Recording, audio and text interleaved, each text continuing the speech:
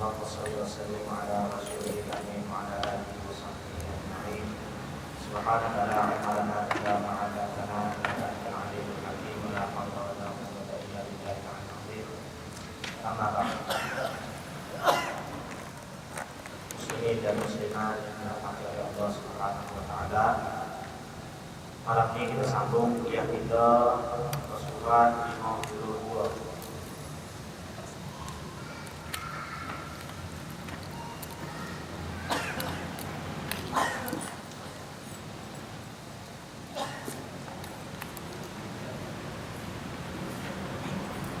Surat 52 di bawah tajuk subbah kata-kata Imam Al-Ghazali rahimahullah ta'ala.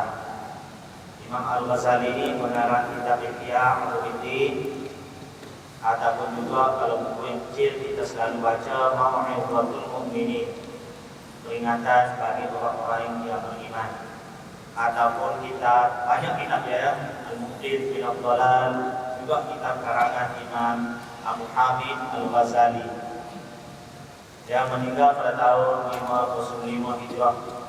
Jadi apa kata Imam Al-Ghazali? Perenggan yang terakhir surat 52. Kata Imam Al-Ghazali, qala mu'allif rahimahullah ta'ala wa nafa'na bi'ulumihi fid dharain amin. Di antara kata-kata Imam Abu Hamid Al-Ghazali rahimahullah ta'ala, tidak syah lagi bahawa murid berhajat kepada syekh untuk diteladani. Ini dalam tasawuf, anak murid memang berhajat kepada guru. Ini mesti, supaya dia menunjukkannya jalan yang lurus, mengikuti sunnah Rasulullah sallallahu alaihi wasallam dengan cara mengikuti guru. Guru mengikuti guru, guru mengikuti guru sampai kepada Nabi Muhammad sallallahu alaihi wasallam, seperti mana para sahabat mengikuti Nabi. Sesungguhnya jalan agama itu sukar, sedangkan jalan syaitan itu banyak lagi nyata. Memang agama Islam kita, jalan agama ini agak susah sikitlah. Kalau jalan yang senang itu bukan jalan menuju ke syurga. Sebab Nabi sallallahu alaihi wasallam bersabda, "Huffatil jannatu bil makarim." Syurga itu dikelilingi dengan benda-benda yang manusia tidak suka. Nafsu terutamanya yang tidak suka. Ini adalah syurga. Dipagari, dilingkari, dijaga oleh benda-benda, dilingkungi oleh benda-benda yang jiwa kita, nafsu kita, naluri kita biasanya tidak suka kepada perkara-perkara ini. Wa huffatin nar bisyahawat, sedangkan neraka itu dilingkungi oleh benda-benda yang diingini oleh nafsu kita. Kalau nafsu rasa nak, nafsu rasa suka, nafsu rasa ceria, nafsu rasa bergembira dengan perkara tersebut, biasanya perkara itu adalah mengundang kepada neraka Allah Subhanahu wa taala. Kita umat Islam, Nabi sallallahu alaihi wasallam bagi tahu semua perkara yang menyebabkan manusia hampir kepada syurga, yang menyebabkan manusia jauh daripada neraka, telah aku ajarkan kepada kamu, kata Nabi sallallahu alaihi wasallam. Tak ada benda yang Nabi tak ajar kita. Tinggal lagi kemampuan kita saja nak menuju ke syurga ataupun sebaliknya. Tapi kita kena ingatlah, kalau kita nampak berat bagi nafsu kita nak buat, itu adalah biasanya benda-benda yang baik yang menuju kepada syurga. Nak sembahyang contohnya, rasa berat tuan-tuan, kecuali setelah kita ada kemanisan iman.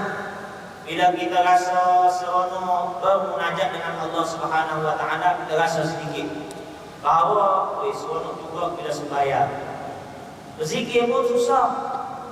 Nak berzikir 30 kali lepas sembahyang pun kadang-kadang berfikir, bangun dulu, keluar dulu, lepas tu mari ke insafan, bila naik kereta barulah aku nak berzikir tadi. Berzikir 33, 34. Insaf balik. Ini pun kita rasa macam susah nak buat, padahal 33 kali saja. Begitu juga wirid pagi, wirid petang, susah kita nak buat. Sebab apa? Sebab syurga itu dibagari oleh benda-benda al-makarim. Nabi kata, benda yang manusia tak suka. Ad-dunya la'ibun wa lahun. Benda ini yang manusia suka. Dunia ini adalah la'ibun, permainan. Pagi main, petang main, tengah hari main, di rumah main, di luar rumah main, di pejabat main. Petang main bola, malam badminton, pagi di pejabat game. Semua main. La'ibun wa lahun. Dan kalau yang melalaikan manusia, benda yang melekorkan manusia, kadang-kadang main sampai tak sembahyang asar, turun selepas asar, tapi tak sembahyang asar, main bola, balik-balik maghrib. Betapa ramai manusia yang main begitu. Bulan puasa kadang-kadang di belakang pusat tu sampai jam 3 pagi. Sebab apa? Jam 9, 10 dah ada orang tempat, 10, 11 sudah ada, jam 1, 2 sudah ada, 2, 3 lah kita. Sudah ada juga, 3, 4 tu tak apa, sahur. Sunat. Bagi tahu sunat. Lepas sahur tu tidur, subuh tak tahu mana.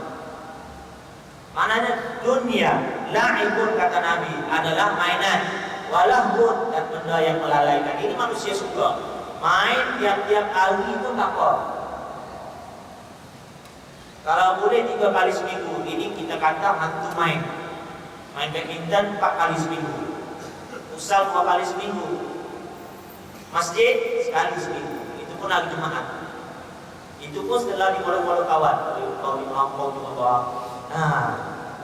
Jumaat pun sudah ketinggalan. Tinggal satu di satu.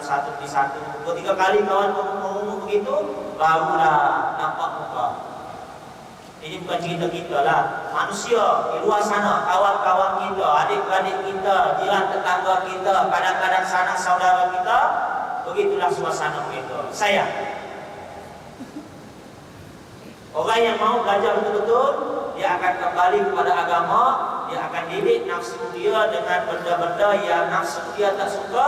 Itulah jalan menuju ke syurga. Kalau nafsu suka, itulah jalan biasanya menuju kepada neraka. Wal iyadu billah. Syaitan akan memandu mereka ke jalannya. Sesiapa yang melalui jalan lembah yang membinasakan, tanpa berwaspada, sesungguhnya dia membahayakan diri sendiri dan akan membinasakannya.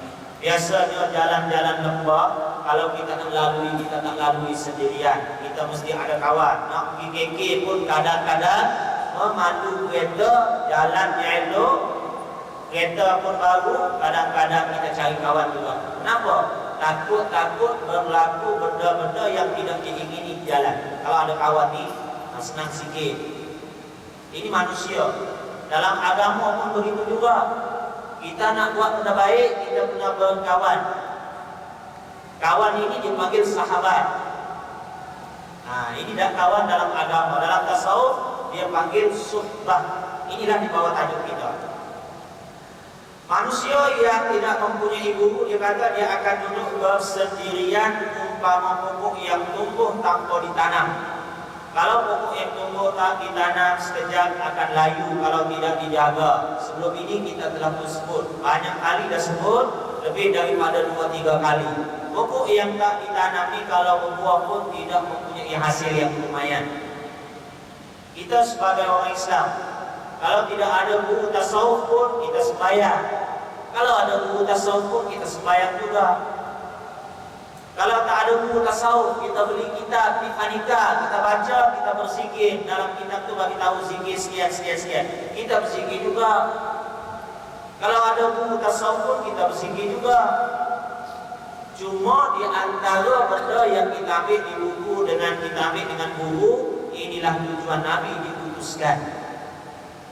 Kita bersumpah dengan guru yang musyrik, dengan kita tak bersumpah, inilah tujuan para sahabat, tabi'in, tabi'in bertebaran di atas muka bumi menyebarkan agama Allah Subhanahu wa taala. Jadi besok Imam Al-Ghazali juga berkata, sesungguhnya apabila Allah Azza wa Jalla menginginkan kebaikan kepada seseorang hamba, Dia akan memperlihatkan hamba tersebut tentang keaiban dirinya sendiri. Manusia, bila Allah nak kebaikan pada diri dia, Allah akan tunjuk keaiban diri dia. Allah tunjuk aib pada diri kita. Bagi orang biasa yang tidak bersumpah, bila tengok benda aib pada diri, kekurangan pada diri, kadang-kadang bila semangat dia kuat, dia akan lawan. Dia akan memperbetulkan keaiban. Dia akan membersihkan jiwa dia daripada penyakit-penyakit aib, penyakit-penyakit yang tercela. Kadang-kadang berjaya, kadang-kadang tidak. Sebab dia bermujahadah secara individu, tanpa kawan, tanpa bimbingan. Biasanya manusia yang bermujahadah secara begini, dia ada perasaan Allah campakkan kepada diri dia, tengok kekurangan diri dia. Bila sembahyang depan orang, dia sembahyang bagus. Bila sembahyang di belakang manusia ataupun tak ada orang, dia sembahyang kurang bagus. Bila di rumah, lagi laju. Jadi masalah begini dia tahu, cuma susah untuk memperbaiki diri dia, supaya di depan manusia pun sama, di belakang manusia pun sama. Ada orang pun dia sembahyang elok, tak ada orang pun dia sembahyang elok. Kenapa? Sebab dia sembahyang bukan kerana manusia, kerana Allah Subhanahu wa Ta'ala. Dia nak ubah diri dia daripada suasana begini kepada suasana yang lebih baik, nak membersihkan jiwa. Kadang-kadang dia tak tahu, kadang-kadang dia tahu, tapi tak ada orang yang boleh dia ikuti. Sama saja, aku tengok si Anu pun sama juga. Kalau depan orang bukan main lagi khusyuk. Ada yang khusyuk memang bagus, dia memang khusyuk. Ada yang khusyuk, dia buat-buat khusyuk. Bagus juga buat-buat khusyuk, Nabi kata. Ya, masalahnya buat-buat khusyuk, lepas tu supaya orang sebut kita ni khusyuk. Itu yang tak bagus. Jadi sebagai seorang manusia, kalau ada guru, kita dibimbing oleh guru, mana yang bagus, mana yang tidak bagus. Kalau kita lupa, kita dikasih ingat. Kalau kita tak ingat, kita diulang berkali-kali oleh guru supaya kita ingat. Kalau kita tak tahu, kita dicerita supaya kita tahu.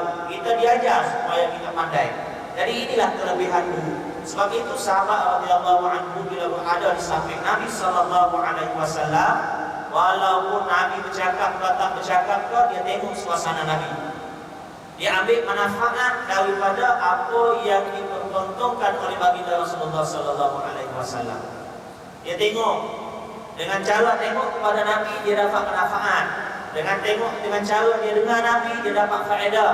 Dengan cara ikut Nabi, dia mendapat rasa di dalam jiwa dia, rasa manis dia beriman kepada Allah, rasa manis dia beribadah, rasa puasnya apabila sifat-sifat ataupun nafsu yang tercela, sifat mazmumah tidak lagi ada dalam jiwa dia.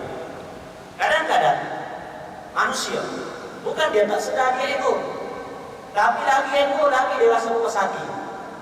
Lagi menunjuk, lagi dia rasa puas hati. Kawan aku beli kereta baru, dia beli kereta 140,000. InsyaAllah ada rezeki aku bulan depan 150,000 kereta. Bang, pakai kereta apa sekarang ni?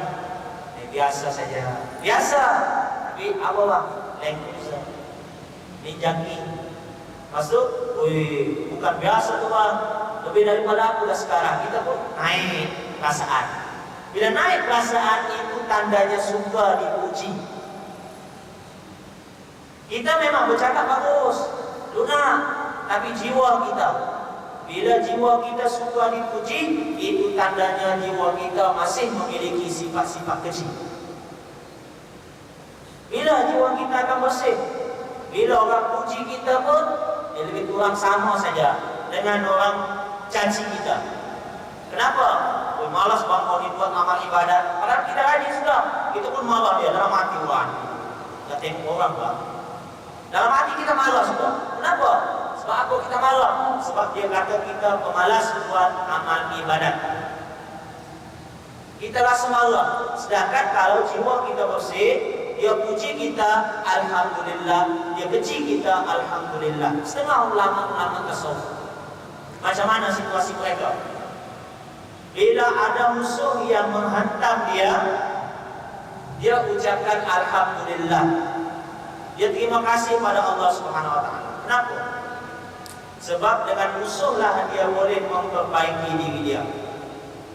Biasanya kalau sahabat, kalau tak jujur, dia akan memuji kawannya walaupun kebaikannya terlalu sedikit ataupun tidak ada kebaikan, dia akan puji juga.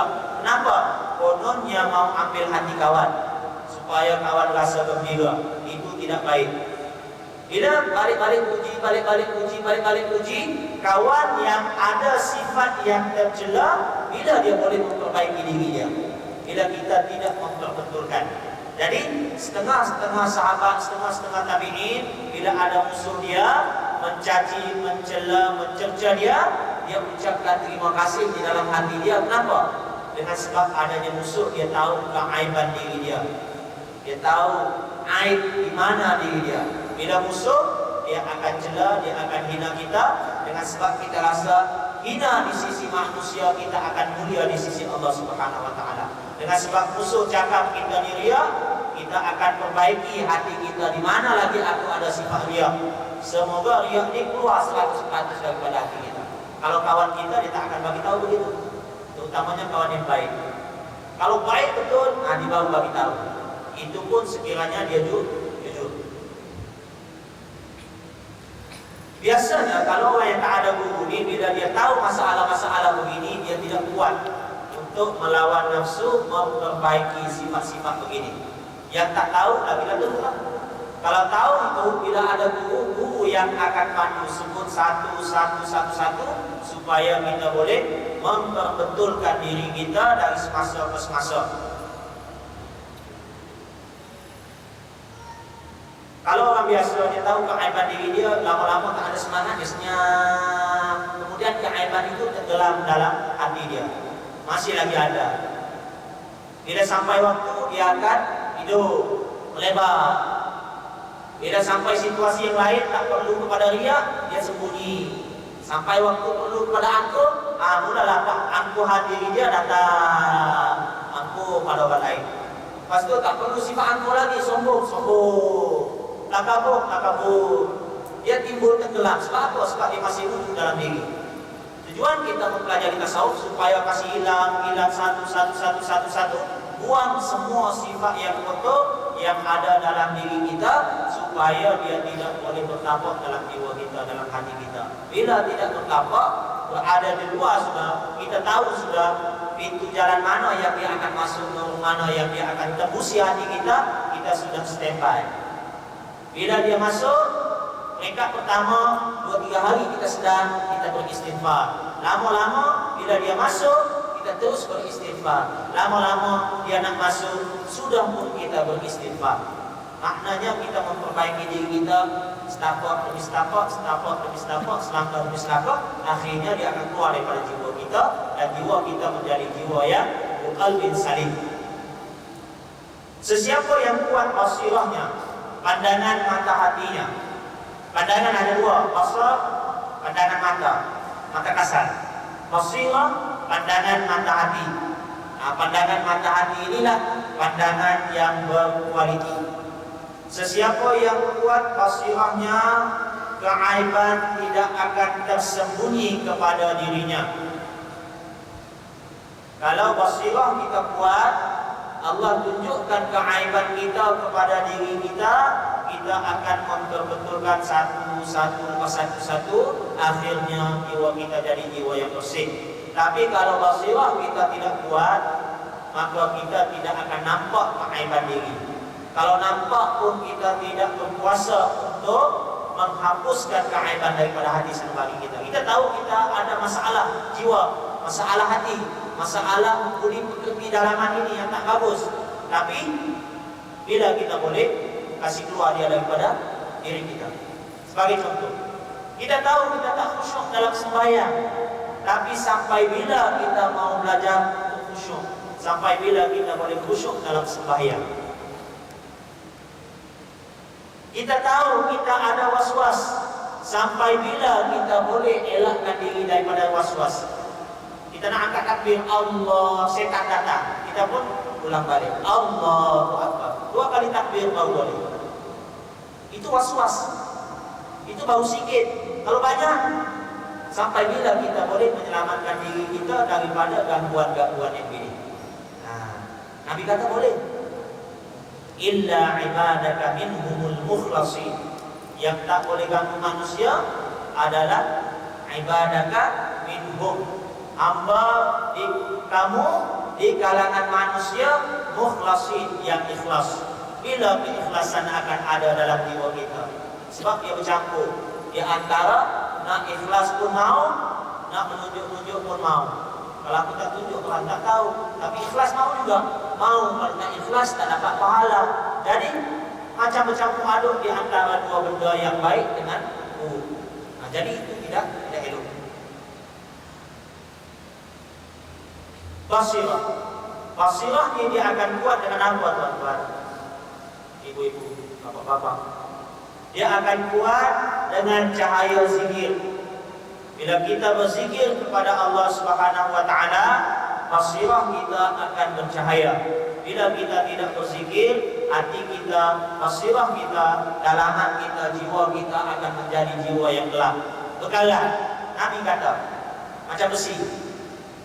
Lama disimpan, terutamanya bila kena air, dia akan lebih berkalah.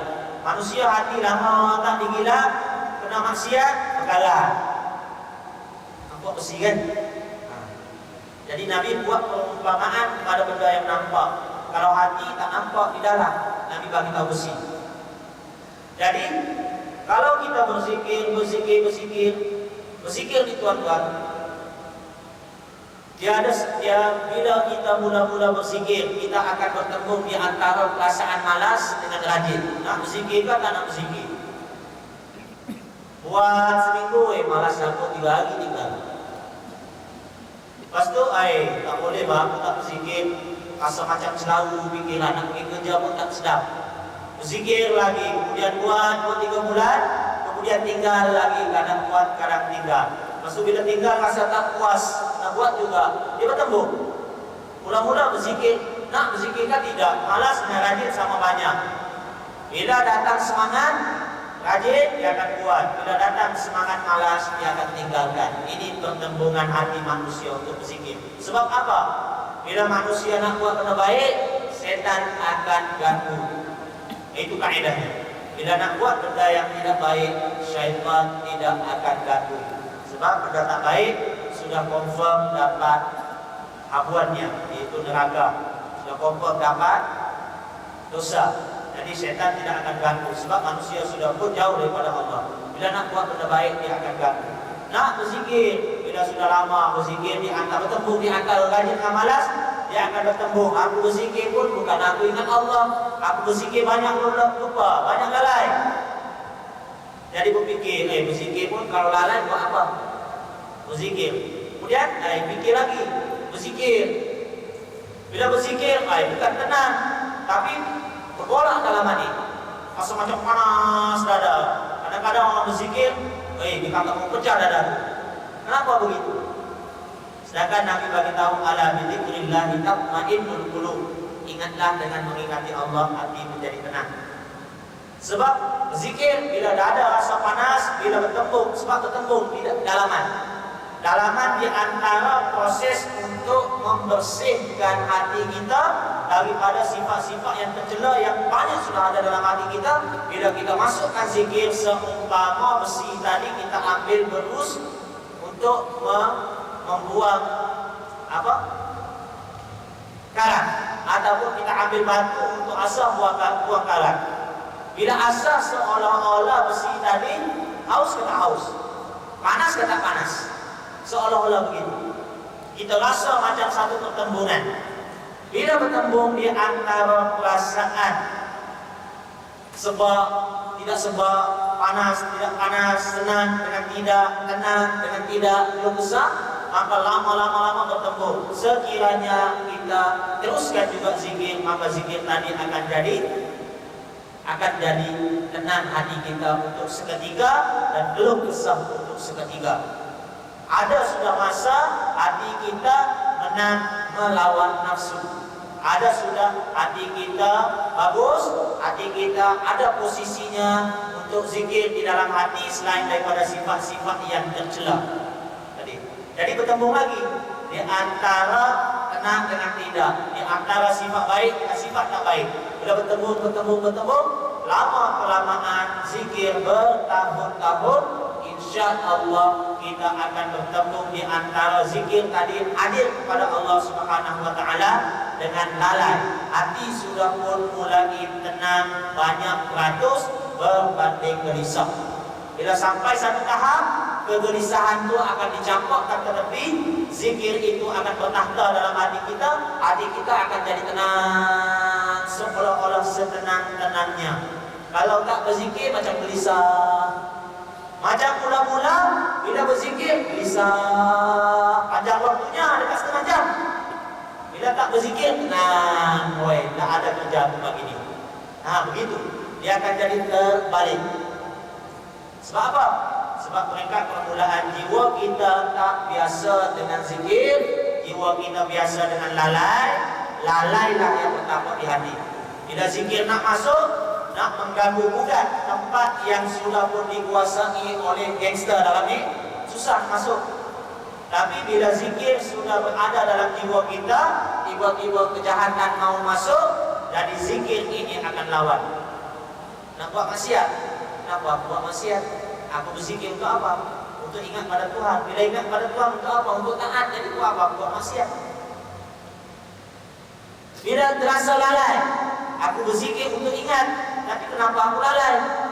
Sedangkan lalai ini adalah sifat manusia yang jauh daripada Allah, terutamanya salah satu daripada sifat orang munafik.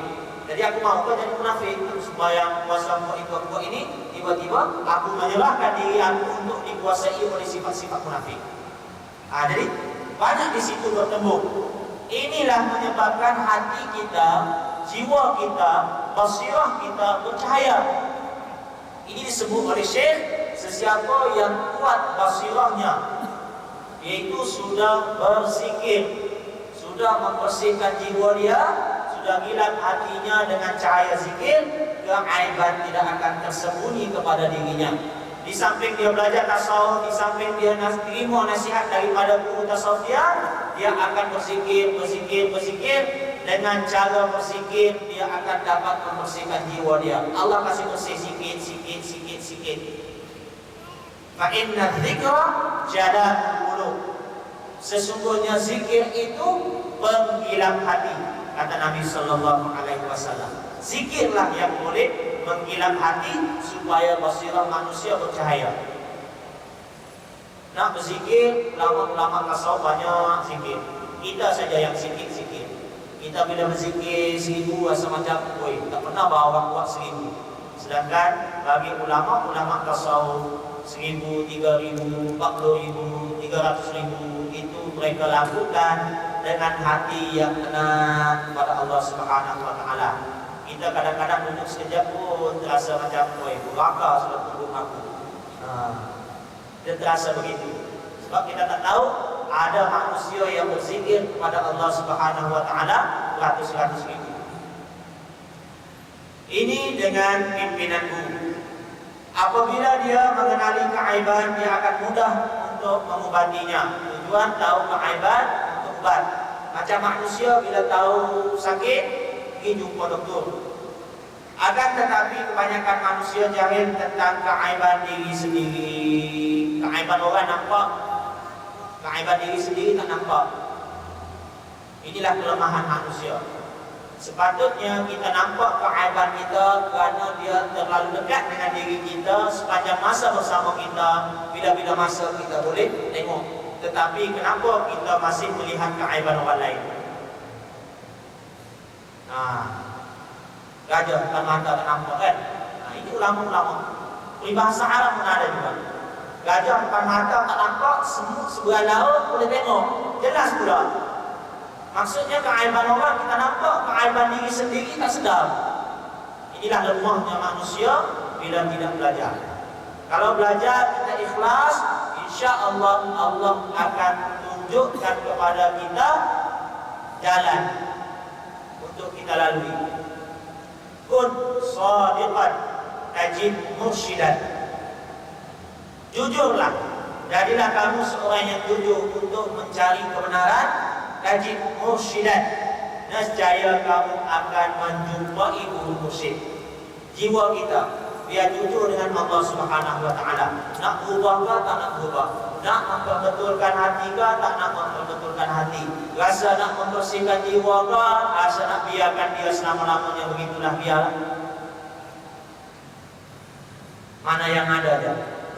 Kalau bagus bagus, kalau tak bagus tak bagus. Kun shadiqan tajid mursyidan. Jadilah seorang yang jujur, nescaya Allah akan tunjukkan guru mursyid untuk kita.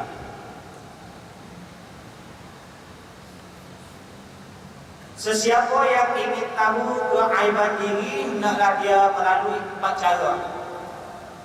Nak tahu keaiban, ikut cara ini kata Imam Al-Ghazali. Pertama, hendaklah bertemu syekh yang mengetahui keaiban jiwa. Kena jumpa dengan guru yang pakar, yang tahu tentang seluk-beluk hati nurani, seluk-beluk jiwa, seluk-beluk nafsu. Guru yang mengetahui keaiban jiwa ini adalah guru Rabbi yang mursyid kamil. Dalam mempelajari ilmu tasawuf melalui jalan tarikat, manusia ada 4 bahagian. Pertama, salikun majzubun. Salikun majzubun. Apa maksud salik? Salik ni orang yang melalui jalan akhirat, melalui jalan pentarbiyahan, melalui jalan berbai'ah dengan guru, kemudian beramal dengan ilmu yang diberi, mengamalkan zikir-zikir, mengamalkan pirik-pirik. Salik, dia bermujahadah, dia berriyadhah nafsu dia untuk membersihkan jiwa dia. Dia melalui jalan-jalan rohani yang diajar dalam ilmu tasawuf. Ini dipanggil sebagai seorang salik. Ini kategori yang pertama, salikun. Maknanya dia melalui jalan-jalan yang ulama-ulama tasawuf lalui untuk membersihkan jiwa. Dia salik. Yang kategori yang pertama, salikun majzubun. Majzub, apa maksud majzub? Majzub ni bila dia melalui jalan tasawuf, tarikat, dia akan fana, dia akan baqa. Diri dia ni fana, jiwa dia dengan hati, tubuh badan dia dengan manusia, hati dia bersama Allah Subhanahu wa taala. Dia fana. Kita panggil fana, panggil fanaun, itu bahasa Arabnya. Fanaun ni dengan dunia dia tidak kisah langsung, yang dia kisah ialah dengan akhiratnya. Zahirnya dia tidak kisah, yang dia kisah dengan batin jiwa. Apa manusia nak cakap, dia tak kisah, yang penting Allah redha kepadanya. Majzub, dia cinta kepada Allah, cinta kepada Rasul lebih daripada cinta kepada segala-galanya. Dia buat amal ibadat sehingga dia merasai kelazatan beribadat. Dia rasa manisnya iman. Dia majzub. Dia buat ibadat, bila baca Quran orang kata si anu ni tak betul sudah. Balik-balik baca Quran, balik-balik baca Quran, macam tak buat kerja lain, padahal dia buat kerja lain. Bila dia sembahyang, tak puas-puas dia sembahyang. Hati dia mu'allamun billahi subhanahu wa ta'ala. Hati dia bergantung 24 jam dengan Allah Subhanahu wa ta'ala. Ini dipanggil manusia yang majzub, tak sedar diri dia, tetapi 24 jam di samping tak sedar berada dalam keadaan mencintai Allah dan mencintai Rasulnya sallallahu alaihi wasallam. Ini dia panggil majzub. Buat amal ibadat sampai lupa diri. Ada kalau orang panggil orang biasa-biasa ni, bila dia dulunya nakal, brutal, dulunya kaki Pak, tiba-tiba Allah sentak dia menjadi seorang yang majzub. Kaki masjid, rupiah tidak tinggal, serban tidak tinggal, sembahyang macam 24 jam, macam apa? Sian sewin sudah. Padahal dia sembahyang, tasbih di kanan, baca Quran tak berhenti-henti. Sampai dalam tandas membaca Quran juga. Ini orang panggil majzub, hampir-hampir gila. Tapi dia tidak suluk. Yang ini dia melalui jalan tasawuf, dibimbing, kemudian sampai majzub. Salikun majzubun. Satu. Yang kedua, salikun ghaira majzubin. Orang yang bersuluk ikut laluan tasawuf, membersihkan jiwa, tapi ghairu majzubin, tidak majzub, tidak sampai tahap dia mencintai Allah dan Rasulnya melebihi segala-galanya. Tak rasa manis beribadat, dia tak fana dengan diri dia sendiri, dia tak bapak dengan Allah Subhanahu wa Ta'ala. Maknanya manusia ini dia salik, ahli suluk, ahli tarikat, tapi majzub tidak. Biasa-biasa saja. Maknanya hati dia belum sampai kepada tahap maksimum. Yang tadi sudah sampai kepada tahap maksimum, kamil, sempurna. Jadi yang kedua ini salikun ghairu majzubin, salik yang tidak majzub. Yang pertama salikun majzubun, salik yang majzub. Yang ketiga majzubun ghairu salikin, dia majzub tapi dia tidak suluk. Dia buat amal ibadat banyak sampai satu tahap dia baca Quran, ayat azab dia menangis, ayat nikmat dia senyum seolah-olah senyum sendiri, sembahyang tak putus-putus, hati dia dengan Allah Subhanahu wa Ta'ala 24 jam. Dia majzub, dia fana pada diri dia sendiri. Dengan dunia ini tidak ada apa dah bagi dia dunia ini. Yang dia tengok ialah akhirat di sebelah sana. Nampak akhirat dah. Kalau mati sekarang pun dikata alhamdulillah. Ini manusia yang majzub juga. Sama saja majzub ni. Yang pertama, yang kedua majzub, yang ketiga ni majzub. Cuma dia ghairu salikin, tidak bersuluk. Tak ada orang bimbing dia, tak ada buku dia. Cuma dia baca buku, dia jadi majzub, kemudian tidak dibimbing oleh guru. Yang ini jarang-jarang berlaku. Berlaku, ada, tapi jarang-jarang berlaku. 3. Yang keempat, ghairu salikin wala majzubin, tidak bersuluk dan tidak juga majzub. Ini orang biasa. Belajar tasawuf pun tidak, ada guru pun tidak, amal ibadat ala kadar saja. Tidak ada perasaan sonok buat amal ibadat. Waktu tutup aurat, kita tutup aurat. Sampai masa orang buka aurat, kita pun buka juga aurat. Begitulah kehidupan manusia biasa. Ghairu salikin wala majzubin, tidak bersuluk, tidak juga majzub, tidak cinta kepada Allah Subhanahu wa Ta'ala pada tahap yang maksimum seperti mana yang sewajibnya. Orang tanya cinta pada Allah, cinta pada Rasul, cinta sembahyang, kadang-kadang. Nah, ini manusia. Dari keempat ini, yang pertama dia tulis, hendaklah bertemu syekh yang mengetahui keaiban jiwa. Guru murabi mursyid ialah golongan yang pertama kali. Dia suluk sampai majzub, baru dia diiktiraf, baru dia dibagi ijazah oleh gurunya untuk mentarbiyah. Sebab dia sudah suluk sampai majzub, sampai fana dengan diri dia sendiri. Satu. Yang kedua, majzubin, salikun ghaira majzubin, salik yang tidak majzub. Salik yang tidak majzub, dia bersuluk untuk diri dia sendiri dan dia tidak mampu menjadi guru yang mursyid, tak mampu untuk mendidik, mengubah orang lain menjadi hampir dengan Allah Subhanahu wa Ta'ala seperti mana selayaknya yang dilakukan oleh guru mursyid. 2. Yang ketiga, jarang-jarang berlaku Majzubun ghairu salikin, yang majzub tapi tidak bersuluk. Ini juga tidak menjadi guru yang musyrik di sisi ahli sufi, tidak boleh. Sebab dia tidak melalui jalannya. Majzub pun satu anugerah daripada Allah Subhanahu wa taala untuk diri dia saja. Apatah lagi golongan yang keempat, ghairu salikin wala majzubin, tidak bersuluk, tidak majzub. Ini golongan paling rendah tahap dia. Jadi hanya satu saja golongan manusia yang menjadi murabbi musyrik, golongan yang kamil ini pun setelah diberi ijazah oleh guru, barulah dia menjadi guru yang musyrik, yang betul-betul mengetahui keaiban manusia, keaiban sifat-sifat yang keji, sifat-sifat yang tercela. Jadi jauh lagi lah perjalanannya untuk kita menjadi seorang manusia yang mengetahui keaiban orang lain, untuk kita mengubatinya. Sebab dia perlu kepada suluk dan juga sampai majzub.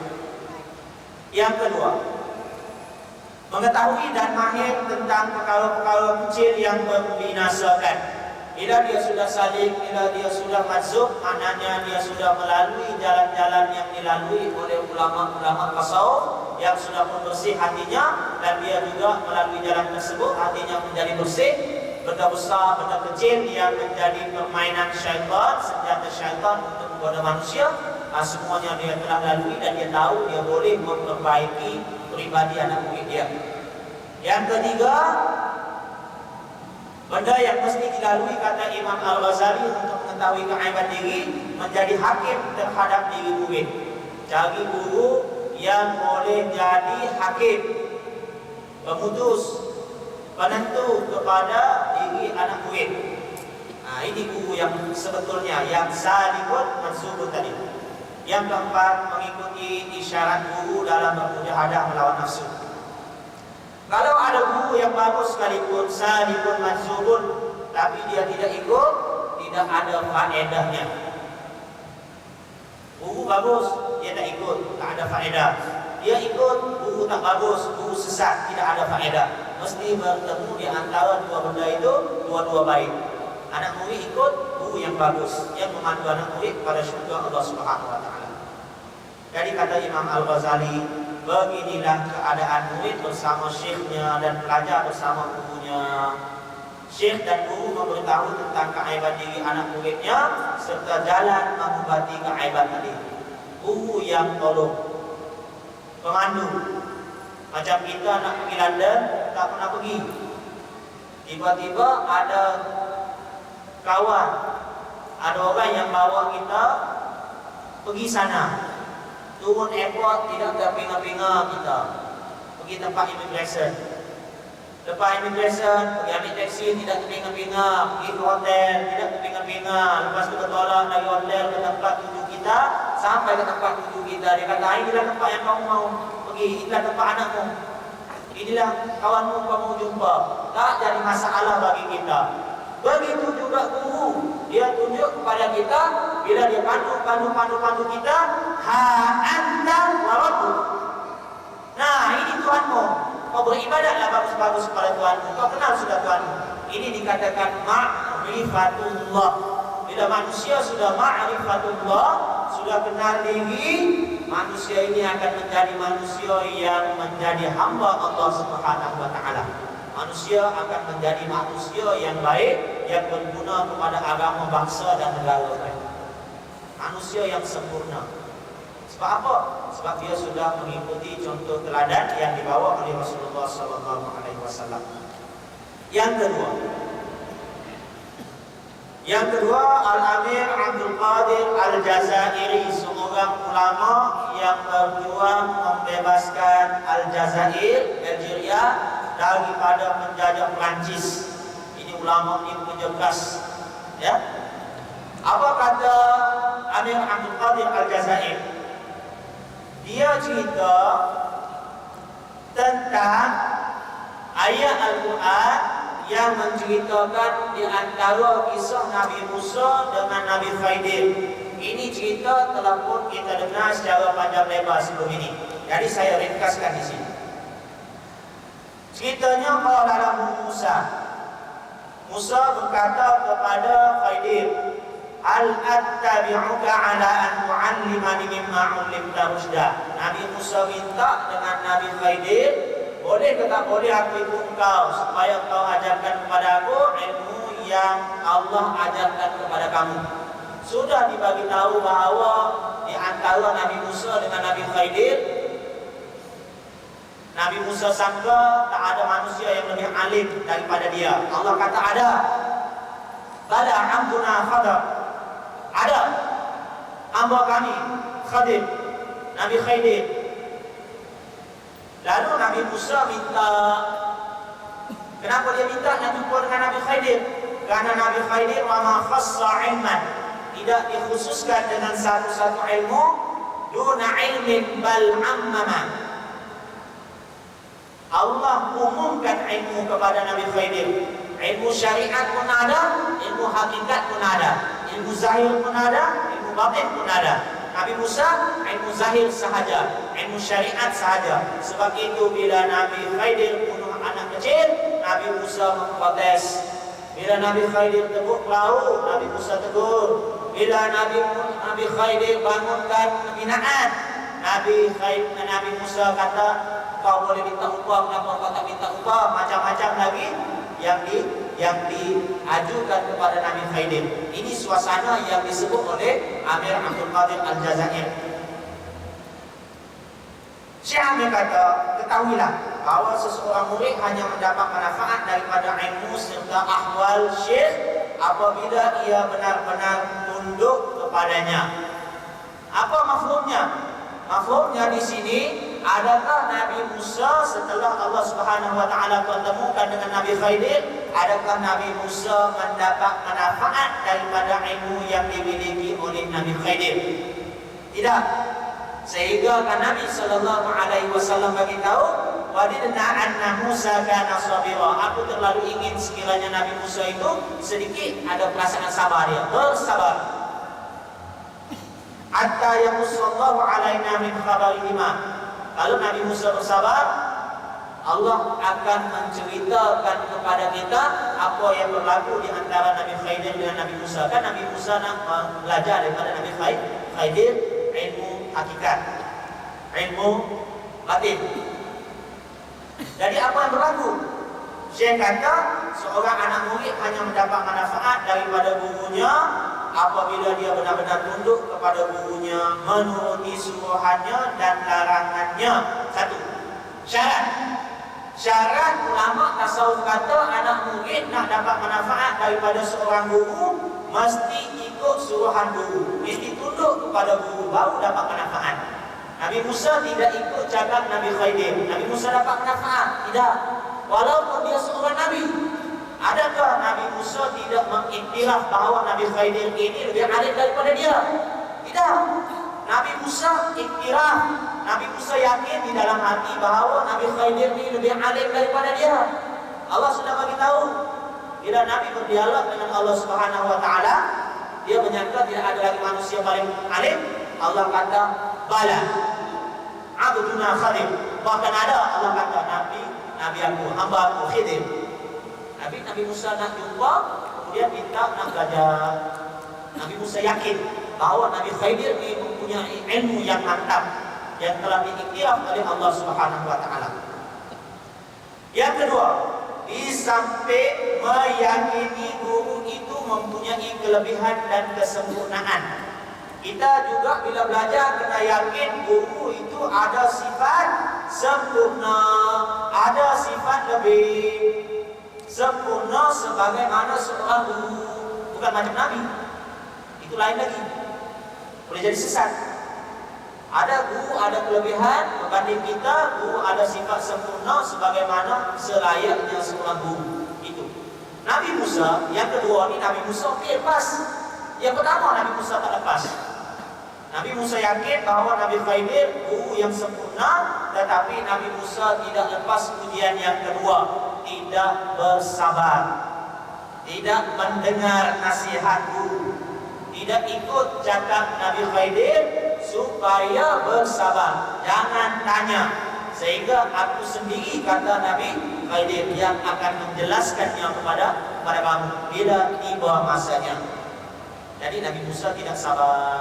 Ada firaqu baini wa bainak. Nabi Khidir kata, ini adalah di sini saja kita dua. Inilah tempat kita berpisah. Tak boleh sudah kau jadi anak murid aku tak boleh sudah jadi guru kamu. Kenapa? Tidak sabar. Pada peringkat awalnya Nabi Musa menyangkakan bahawa dia mempunyai persediaan yang cukup untuk belajar dengan Nabi Khidir. Rupa-rupanya persediaan yang ada pada Nabi Musa sebagai pengajaran juga kepada kita umat Nabi Muhammad sallallahu alaihi wasallam, persediaan yang ada pada Nabi Musa belum lagi mencukupi. Sebab apa? Sebab dia tidak mendengar ajaran yang disampaikan oleh gurunya. Baru bagi satu ajaran, sabar. Jangan tanya, sabar. Jangan tanya. Tak lepas ujian ini.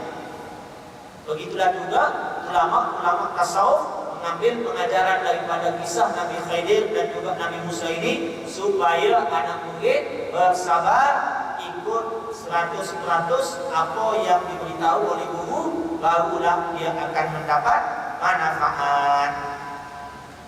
Tidak mencukupi bagi sesetengah orang yang menganggap keyakinannya terhadap kesempurnaan syekh sudah memadai untuk mencapai maksud dan cita-cita, sedangkan dia tidak melaksanakan apa yang diperintah dan tidak meninggalkan apa yang ditegah oleh gurunya. Tak cukup. Kita kata guru bagus sudah, tapi kita tak ikut. Kita ikut guru, kita ikut sudah, tapi guru tak bagus. Tak boleh. Dua-dua ini mesti seimbang. Sedangkan Nabi Musa sendiri dengan ketinggian dan kemuliaan kedudukannya telah meminta untuk bertemu Khidir dan bertanya bagaimana cara untuk menemuinya. Nabi Musa banyak dah berkorban.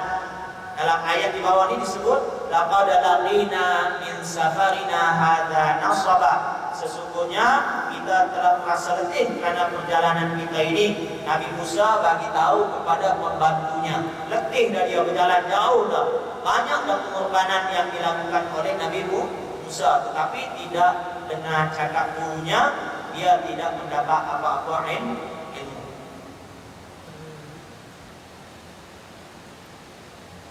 Yang di belakang tu surat 55 tu itu sudah pun kita sentuh. Perkara yang terakhir ini merupakan penyaksian ilmiah daripada Nabi Khidir. Nabi Musa tidak tahu dia ini tak cukup persediaan, tetapi sebagai seorang guru, Nabi Khidir tahu sudah bahawa persediaan Musa tidak cukup. Apa buktinya? Nabi Khidir tahu sebab Allah ammama telah mengumumkan ilmu yang diberikan kepada Nabi Khidir. Innaka lan tastati'a ma'iya sabra, kata Nabi Khidir, sesungguhnya engkau tidak akan mampu bersabar bersamaku. Nabi Khidir tahu awal-awal lagi. Sebab apa? Allah sudah bagi ilmu batin kepada Nabi Khidir.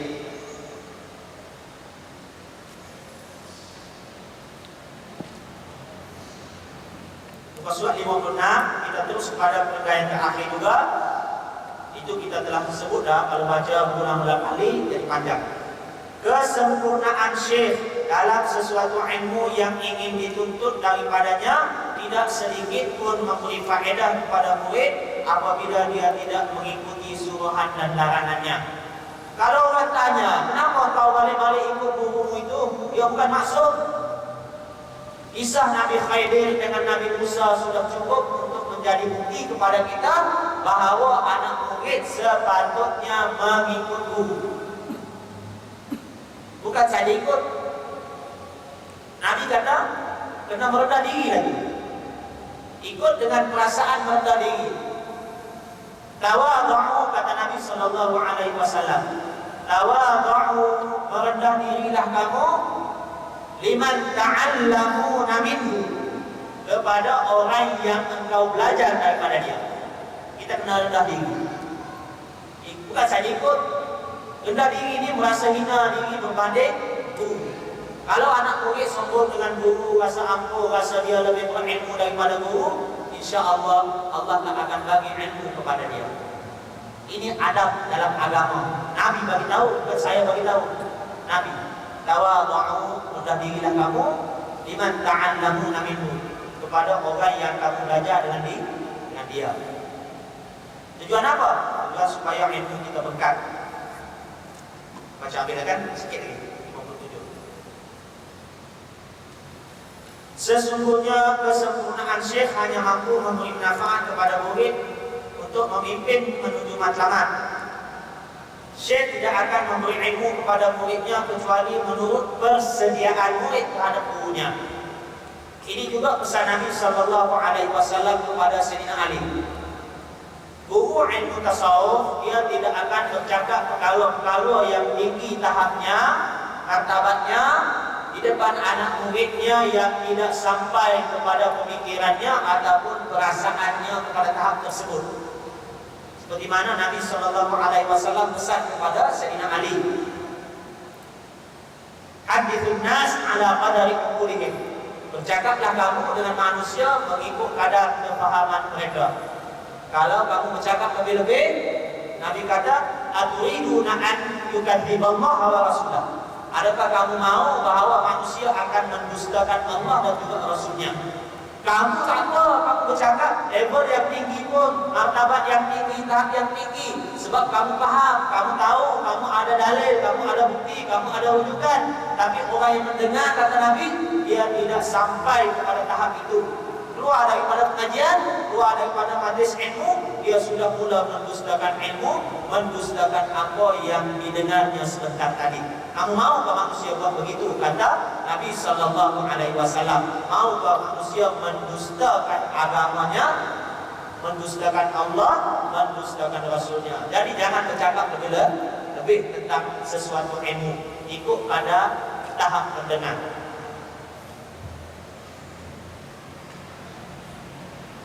Ini saya bagi tahu. Yang terakhir sekali, pesakit yang tidak menerima dan mengikuti nasihat merupakan dalil bahawa Allah tidak ingin menyembuhkannya daripada penyakit yang dihidapi.